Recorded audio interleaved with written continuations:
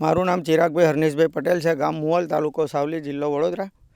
કમોસમી વરસાદના કારણે ખેતીના ડાંગર, દિવેલા, કપાસ તેમજ અન્ય પાકોને ઘણું નુકસાન થયેલું છે અને વડોદરા ખેતીવાડી શાખામાંથી સર્વે કરવા આવી છે ટીમ, અને ખૂબ ઝડપી ધોરણે ખેડૂતને સંતોષ થાય રીતે સર્વે કર્યો છે અને બહુ ઝડપથી કામગીરી કરેલ છે.